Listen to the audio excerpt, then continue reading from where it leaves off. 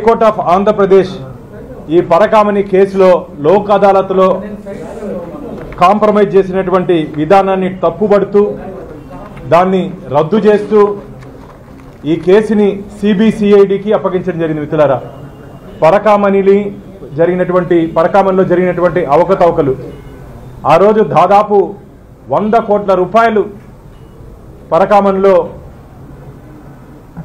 దొంగతనం జరిగింది.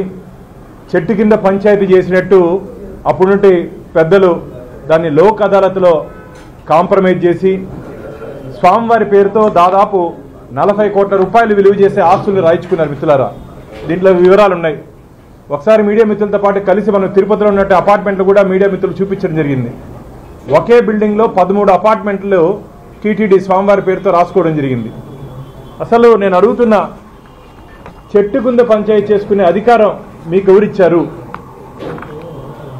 ఈరోజు కోర్టు కూడా అదే ప్రశ్నించింది.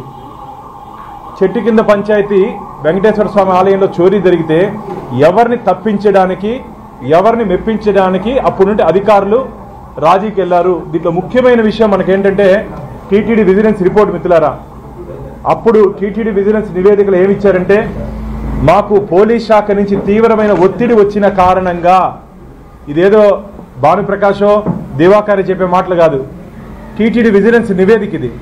మాకు పోలీస్ అధికారుల నుంచి వచ్చిన ఒత్తిడి కారణంగా మేము ఈ కేసుని లోక్ అదాలత్లో రాజీ చేసుకున్నాము.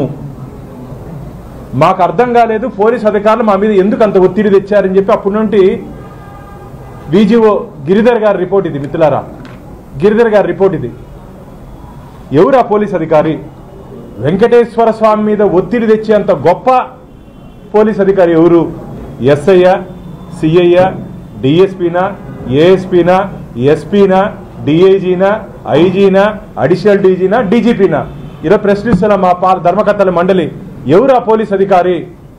కోట్లాది మంది హిందువులకు ఆరాధ్య దైవమైనటువంటి వెంకటేశ్వర స్వామి పరకామణిలో చోరీ జరిగితే ఎవరు ఆ పోలీస్ అధికారి? తొందరలోనే నిగ్గు తేలుతుంది. ఈరోజు సిబిసిఐడికి ఈ కేసును అప్పగిస్తూ వచ్చే నెల, మిత్రులారా, వచ్చే నెల 13/10/2025 నాటికి ఈ వివరాలన్నీ సీల్డ్ కవర్లో ఇవ్వాలని చెప్పి హైకోర్టు ఇన్స్ట్రక్షన్స్ ఇవ్వడం జరిగింది. దాంతోపాటు మొత్తం